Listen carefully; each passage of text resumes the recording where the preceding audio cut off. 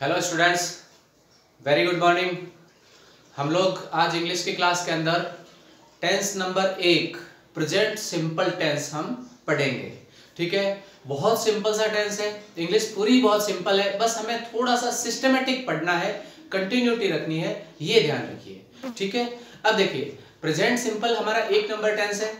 अब अपने को कुछ चीजें जो इसके बारे में याद रखनी है। मैंने पिछले क्लास के अंदर आपको सभी टेंस की हेल्पिंग वर्ब्स आपको एक साथ लिखवाई थी और एक पूरा का पूरा चार्ट बताया था, और प्रेजेंट के 4, पास्ट के 4 और फ्यूचर के 4, ऐसे टोटल मिलाकर के जो हमारे 12 टेंस हो रहे थे, उसमें से आज हम स्टार्ट कर रहे हैं टेंस नंबर 1, यानी कि स्टार्टिंग की क्लास है। आपको अभी से कंटिन्यू इस क्लास को जारी रखना है और आगे की क्लासें कंटिन्यू वॉच करनी है, ताकि इंग्लिश हमारी एकदम बहुत अच्छे से हो जाएगी। ठीक है, चलिए आज की क्लास स्टार्ट करते हैं। तो ध्यान रखिए, आज का हमारा टेंस है प्रेजेंट सिंपल टेंस, और प्रेजेंट सिंपल टेंस की जो हमारी हेल्पिंग वर्ब होती है वो होती है डू और डज। ध्यान रखिए, हमारी हेल्पिंग वर्ब जो है प्रेजेंट सिंपल की वो एक्चुअल में डू ही होती है, लेकिन इसका जो सिंपल सेंटेंस होता है उसके अंदर जो हमारी वर्ब होती है, मैन वर्ब जो फर्स्ट फॉर्म है, उसके साथ एस या ईएस लगता है। तो देखिए डू, डी ओ, इसमें लास्ट में ओ आ रहा है, इसके साथ ईएस लगता है, इसलिए इस टेंस की 2 हेल्पिंग वर्ब बना दी गई, एक हो जाता है डू और एक हो जाता है डज। तो इसके अंदर हमें यह ध्यान रखना पड़ेगा कि डू किसके साथ प्रयोग करेंगे और डज किसके साथ प्रयोग करेंगे। मैंने आपको पिछली क्लास के अंदर पर्सन पढ़ाए थे, तो ध्यान रखिए फर्स्ट पर्सन, सेकंड पर्सन और थर्ड पर्सन का बहुवचन। फर्स्ट पर्सन में कौन हो गए, आई और वी, सेकंड पर्सन में कौन हो गया, यू, और थर्ड पर्सन का बहुवचन दे, वे सब, और बहुवचन में जो भी हैं वो सारे, उनके साथ डू का प्रयोग होगा। और थर्ड पर्सन एक वचन, यानी ही है, सी है, इट है, या कोई भी नाम जो हो गया, राम है, श्याम है, गीता है, राधा है, जो भी किसी का नाम है वो सब किसमें, उनके साथ क्या आएगा, डज आएगा। ठीक है, ये ध्यान रखिए। लेकिन अब इस टेंस के अंदर अब डू और डज कब लगाना है, उसके लिए एक विशेष बात आपको ध्यान रखनी है कि इसका जो सिंपल सेंटेंस होता है उस सिंपल सेंटेंस में हेल्पिंग वर्ब का प्रयोग नहीं होता है, बल्कि फिर उसकी जगह क्या होता होगा, जब हेल्पिंग वर्ब प्रयोग में नहीं आती तो क्या चेंज होता है, हम कैसे पहचानेंगे कि वो प्रेजेंट सिंपल टेंस है।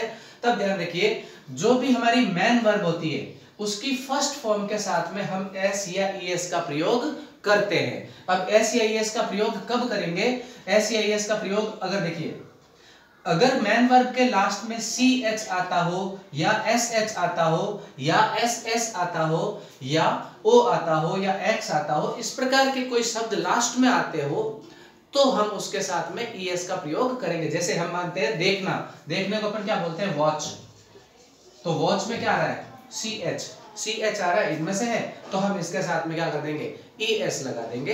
अगर इनके अलावा कोई होगा तो उसके साथ हम एस लगाएंगे, पर उसकी शर्त क्या है, ध्यान रखिए, ये हम लोग अगर हमारा कर्ता जो है, सब्जेक्ट जो है वो एक वचन हो तो लगाएंगे, बहुवचन है तो हम ये चीज नहीं करेंगे, इस बात को दिमाग में रखिए। अब दूसरी बात आती है कि हम प्रेजेंट सिंपल टेंस की पहचान कैसे करेंगे कि ये हमारा प्रेजेंट सिंपल टेंस ही है। तो ध्यान रखिए, हिंदी के अंदर अगर अपन उस वाक्य को बोले तो अगर वाक्य के अंत में ता है, ती है, ते हैं, ता हूं, इस प्रकार के आते हैं सेंटेंस, तो वो हमारा प्रेजेंट सिंपल टेंस होता है। जैसे मैं खाना खाता हूं, वह सोता है, वह खेत जाता है, वह स्कूल जाता है, वो घर आता है, इस टाइप से कहीं पर भी लास्ट में ता है, ती है जो आते हैं, वो सब हमारे प्रेजेंट सिंपल टेंस के सेंटेंस होंगे। अब किसी भी टेंस के अंदर 4 प्रकार के सेंटेंस होते हैं। पहला सिंपल सेंटेंस जिसको हम साधारण वाक्य बोलते हैं, दूसरा होता है नेगेटिव सेंटेंस जिसको हम नकारात्मक वाक्य बोलते हैं, तीसरा होता है इंटरोगेटिव सेंटेंस जिसमें प्रश्न पूछा जाता है, प्रश्नवाचक, और चौथा होता है नेगेटिव इंटरोगेटिव, यानी उसमें नकारात्मक भी हो और प्रश्नवाचक भी हो। तो आज हम पहला वाक्य बात करेंगे सिंपल सेंटेंस, है ना। सिंपल सेंटेंस का मतलब साधारण वाक्य है जिसमें ना तो कोई नहीं होगा, नॉट नहीं आएगा और कोई प्रश्न भी नहीं पूछा जाएगा, सिंपल सी बातें करनी है। तो देखिए, सिंपल सेंटेंस बनाने का फॉर्मूला क्या बनेगा, जो हमारा कर्ता होता है, सब्जेक्ट, अब सब्जेक्ट के साथ में हम वर्ब की फर्स्ट फॉर्म यूज करेंगे और फर्स्ट फॉर्म के साथ में हम एस या ईएस लगाएंगे। ध्यान रखिए, कब लगाएंगे, जब आपका सब्जेक्ट एक वचन हो, ये सिंगुलर हो, तो हम एस या ईएस लगाएंगे, अदरवाइज हम एस या ईएस नहीं लगाएंगे। ठीक है, और एस या ईएस के बाद में आता है आपका ऑब्जेक्ट। उसके अंदर जो भी ऑब्जेक्ट दिया हुआ हो, किसी के अंदर ऑब्जेक्ट होता है तो हम लिख देंगे, किसी में ऑब्जेक्ट नहीं होता है तो हम उसको छोड़ देंगे, हमारा यहाँ पर काम हो जाएगा। ठीक है, अब हम इसका एग्जाम्पल लेकर के देखते हैं। जैसे देखिए, जैसे एक सिंपल सा सेंटेंस हम स्टार्ट करने के लिए कि कहां पर एस या ईएस लगेगा और कहां पर नहीं लगेगा, इस बात को ध्यान रखिए। ये यहीं से पकड़ लेना आपको कि हमारी हेल्पिंग वर्ब जो डू है ये फर्स्ट पर्सन, सेकंड पर्सन और थर्ड पर्सन और बहुवचन के साथ में, देखो इसमें ईएस नहीं लगा हुआ है, जबकि थर्ड पर्सन एक वचन के साथ में इसमें ये देखिए ये ईएस लगा हुआ है। इसका मतलब क्या हो गया कि जो एक वचन करता होगा उसके साथ तो ईएस लगाएंगे और जो बहुवचन होगा उसके साथ में नहीं लगाएंगे। इसमें साथ ही आपको ये भी ध्यान रखना है, आई फर्स्ट पर्सन आई, वी और सेकंड पर्सन यू, ये भले ही अकेले हो आई और यू तो भी उनको बहुवचन में माना गया है। ये मैंने आपको जब पर्सन पढ़ाए थे तब बता दिया था, पिछले वीडियो के अंदर इस चीज का है डिटेल दी हुई है। अब देखिए सिंपल सेंटेंस है, जैसे एक तो मैंने ये लिया कि राम स्कूल जाता है ना, राम, राम कौन हो गया, थर्ड पर्सन एक वचन, और दूसरा मैंने ले लिया मैं स्कूल जाता हूं, मैं कौन हो गया, फर्स्ट पर्सन। ठीक है, तो राम स्कूल जाता है तो सब्जेक्ट कौन हुआ, राम, तो ये ले लिया हमने राम, और कहां जा रहा है, देखो वर्ब कौन होगी, जाना, जाने को क्या बोलते हैं, गो, ओ, अब देखिए ओ आ रहा है और सब्जेक्ट कौन है, एक वचन है, ओ आ रहा है, इसका मतलब उसके साथ में क्या लगेगा, ईएस, देन क्या हो जाएगा, राम गोज। अब जगह बदल रही है, वो कहीं ना कहीं एक जगह से दूसरी जगह जा रहा है तो टू स्कूल, है ना, तो क्या बन गया सिंपल सा sentence, Ram goes to school. लेकिन अब अगले सेंटेंस में देखिए स्कूल वही है, जाना वही हो रहा है, क्रिया वही है और ऑब्जेक्ट वही है, लेकिन सब्जेक्ट बदल गया। सब्जेक्ट कौन आ गया, मैं कौन हो गया, फर्स्ट पर्सन, और फर्स्ट पर्सन मैंने आपको पहले ही बोला है आई वी यू ये सब क्या है, बहुवचन माने जाते हैं कुछ अपवादों को छोड़ के। तो यहाँ पर मैं अपने आप में हूं तो अकेला, लेकिन बहुवचन माना गया है, तो मैं स्कूल जाता हूं, फर्स्ट पर्सन आ गया, फर्स्ट पर्सन का मतलब इसके साथ में ईएस का प्रयोग नहीं होगा, तो यहाँ पर आई गो टू स्कूल, है ना, सिंपल सा सेंटेंस है। तो अगर एक वचन है तो उसके साथ में एस एस लगा दो, बहुवचन है या फर्स्ट पर्सन सेकंड पर्सन है तो उसके साथ में मत लगाओ। कुछ और एग्जांपल्स, मैं एक दो एग्जांपल और करवाता हूं, कुछ एग्जांपल आपको भी करने के लिए देता हूं, आप भी करके मुझे कमेंट बॉक्स में बताना जरूर। देखिए मैं कुछ अच्छे और स्तरीय इंग्लिश के रूप में आपको इनके वर्ड्स लाना चाहूंगा। हमारी इंग्लिश अगर हमें अच्छी करनी है तो हमारी डेली लाइफ से आपको एग्जांपल उठाने पड़ेंगे, है ना, हमारे दैनिक जीवन में जो जो हम काम करते हैं, घर में जो चीजें होती है वहीं से आपको इंग्लिश बनानी शुरू करनी पड़ेगी, इंग्लिश में सोचना शुरू करना पड़ेगा, है ना। देखो जैसे पहला सेंटेंस मैंने लिया, एक मम्मी आटा गूंदती है, सिंपल वे में ये काम डेली करते ही है, घर में मम्मी करती है, जो भी घर में जो लेडीज है खाना बनाती है वो सब ये काम करती है, डेली लाइफ का एग्जांपल हो गया। तो इसकी इंग्लिश क्या बनेगी, सब्जेक्ट कौन हुआ, एक वचन, मम्मी, मम्मी क्या है, अकेली है, थर्ड पर्सन एक वचन है, इसका मतलब थर्ड पर्सन एक वचन है तो उसके साथ एस या ईएस लगेगा। तो देखो मम्मी आटा गूंदना, देखिए एक अच्छी और अमेरिकन इंग्लिश का एक वर्ड होता है नीड द डो, है ना, तो आटा गूंदती है ये वर्ब की फर्स्ट फॉर्म नीड।